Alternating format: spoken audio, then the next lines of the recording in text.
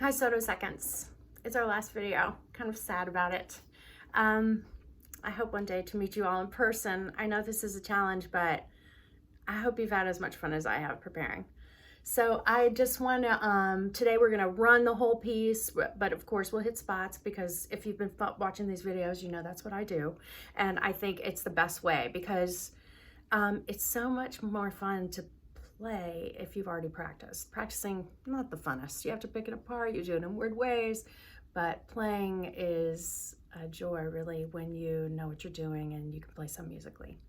I'd like to talk a little bit about left hand technique today.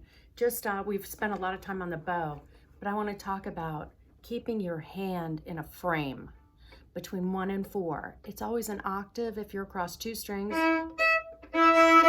or a perfect 5th if you're on 1 string. This you should, because we talked a little bit about how you keep your fingers over the string in a line so you can drop it at any time. You want to always do this no matter which string you're on. And I'm going to give you a little exercise to practice. First, let's tune. You know, nice bow hold, 2 fingers over, first finger curved, pinky on top, curved thumb. Violin nice and high, shoulders down, all these things we've hit. Lots of things in these few lessons. So 4 long bows on each string. Notice I'm opening my arm at the tip. Go to the tip. Watch my elbow open.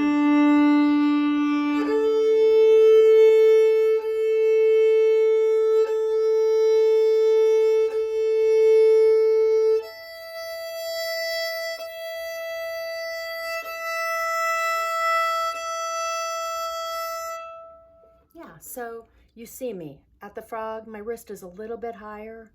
I get to the middle, my wrist goes down, I lead with it, and then I just open my arm to the tip. I come back right to there, and then the wrist leads to the frog. We're a complicated system of levers here, and we use that to keep our bow straight, always parallel to the bridge in between the fingerboard and the bridge, right? Let's try it. This time I want you to be aware, this is one more technical aspect that I think we can hit on. Whichever string you're on, you vary the height of your elbow. Do you see how when I'm on the G string, my elbow is the highest as it gets. When I'm on the E string, it's all the way down low. So let's think about this. So here we go. G string, D string, elbows down, a little bit lower, E string. It's almost against my body. Let's do long bows with that in mind, okay? A little faster this time. 3, 4. Nice high elbow. Drop your elbow. Just a little. Drop your elbow. Drop your elbow. Now, it doesn't seem like that much of a difference in between each string, right? But by the time I'm E string and G string, it's a huge difference. If you ever find yourself like hitting another string, just make sure that your elbow is on the correct level. A string level, G string level, wherever it happens to be. Okay, we're gonna try that left hand technique, making sure we're in the frame now. So we're gonna climb up. We're gonna just do this on the D string. First finger on the D string. Listen once.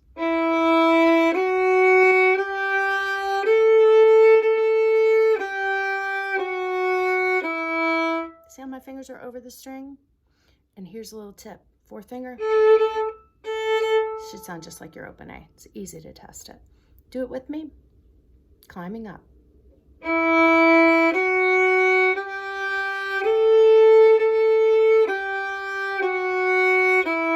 See how close my fingers are to the string? They're almost touching.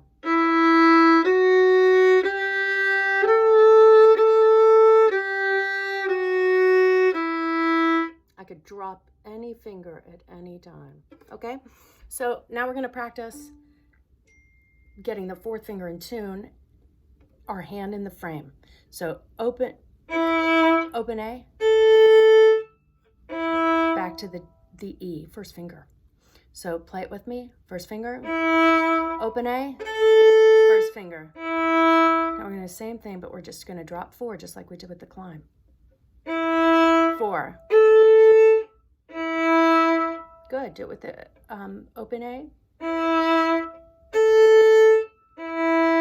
Now, 4th finger. Now, because you guys already know 3rd position, we're going to do the same little thing in 3rd position to practice keeping our hand in the frame wherever we are on the instrument, right? So find that 3rd finger, replace it, 3rd position, play your 1st finger. Okay, let's do the climb up and down. Oh, sorry. Hand position looks like this. 3rd finger's high, close to your 4th finger. Okay, again, 3rd. Here we go.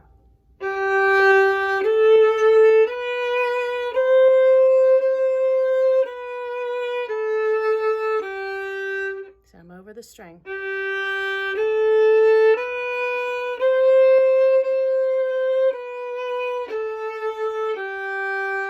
Let's just drop 4. 1, 4. 4. Try it again. 1. Good. Let's climb up and down.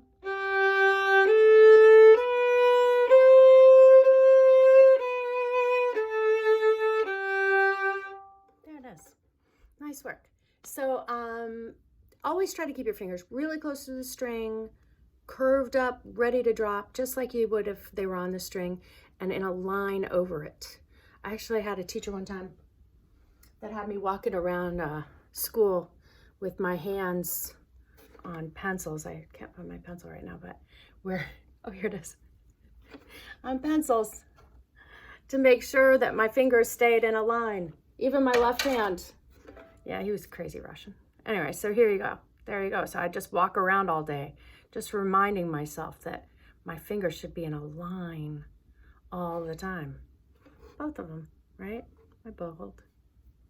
Left hand, right? In a line. Okay. So we're going to hit some spots, and we're going to do a little bit of scale work. We're going to start really quick. G major, long bows, 2 octaves with the shift. Remember that?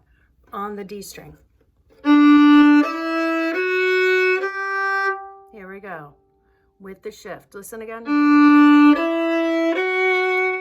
First ring. You remember. And back down. Lead with your first finger. 2 is high. Okay, let's go.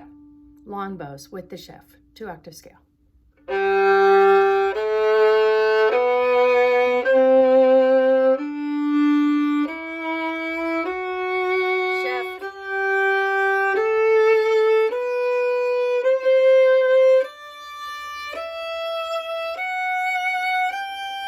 Down.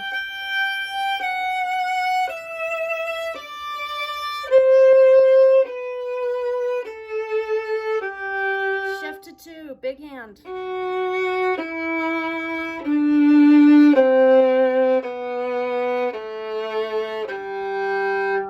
We talked a lot about the shift up, where the first finger drops and then you drop 2.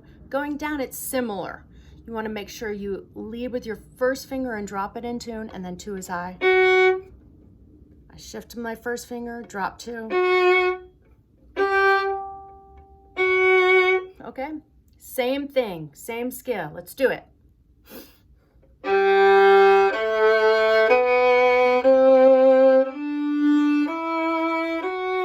Shift. High 3. High 3. Back down.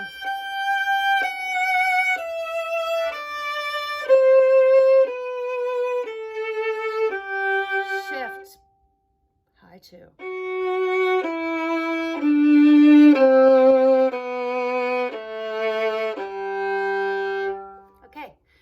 So now we'll hit our spots that we just love and adore in this piece, and then we're going to run the whole thing. I really encourage you to check out my video with the whole ensemble playing this. It's much more fun to play with everybody, and you'll see where your part fits in. It's really fun. So to start, we'll start today just on bar 17. Take a look at it, 17. We're just practicing this for the big leap to the G. I'll play it, then you play it while you're finding it. Bar 17, slow bow, low 2. Join me, low 2 on the E string. Ready, go.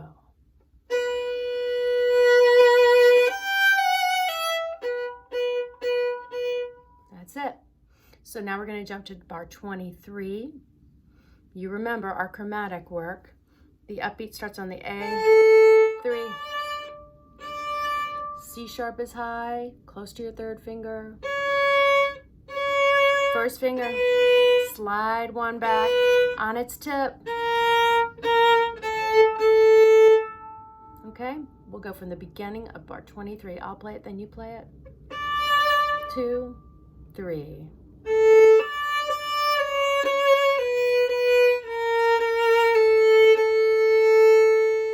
Join me, 3, 4.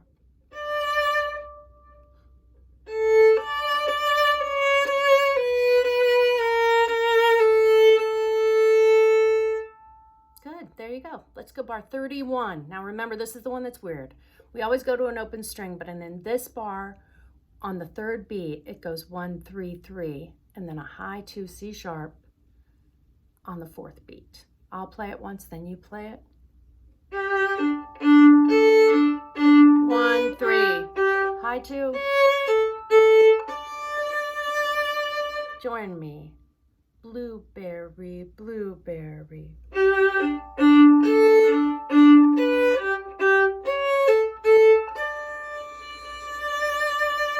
There you go.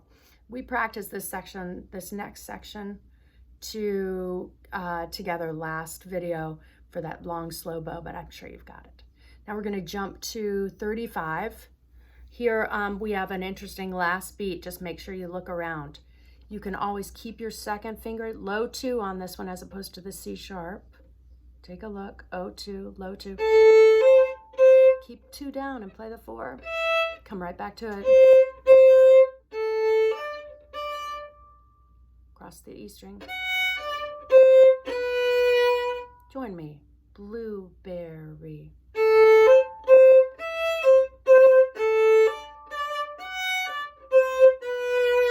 One more time, blueberry.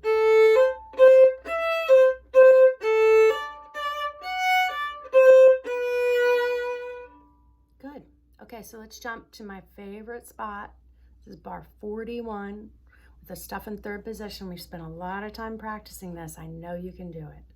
We're going to start from the beginning of the bar, okay, so we can practice the shift. I'll play it, then you play it. Shift.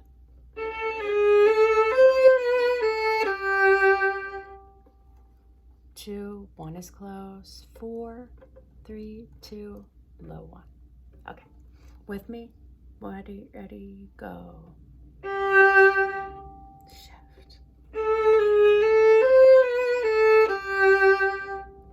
One more time.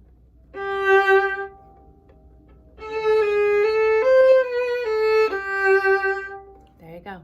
I think we're ready. Let's run the whole thing. Soto seconds, whole thing, the whole piece. With me from the beginning. Pizza, pizza. 3 and 4 and.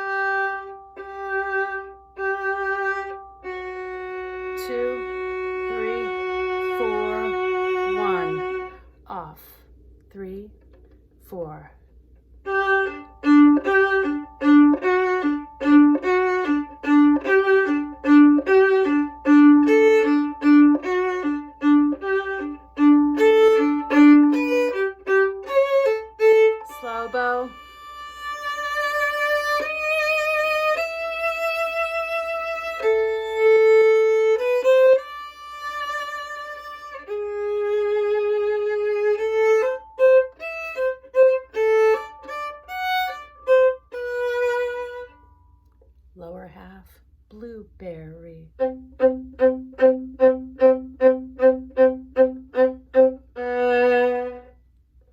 3 blueberry.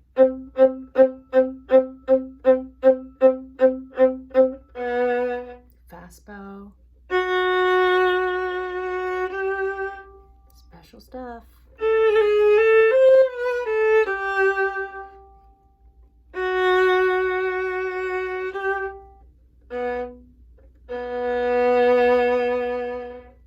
There it is. I really encourage you to practice this, not just with me playing, but with the ensemble, because it's so much more fun. This is a really cool piece. Beethoven is all about the triumph of the human spirit over great odds. And I know we're all going through a lot of craziness right now, and there's no better time to play some beautiful music, especially Beethoven. So I'm going to enclose another video today. There's this beautiful performance of Beethoven 9 with the Chicago Symphony that's on YouTube right now, and I think you'll love listening to it. It's he went, this guy's a tragic figure. He went deaf. He never, and then he still, while deaf, wrote some of the most beautiful music ever written. He never had a chance to actually even hear it, including this piece. But it's been a pleasure, and practice with the ensemble. It'll be super fun, and I just hope to meet you in person one day. Bye.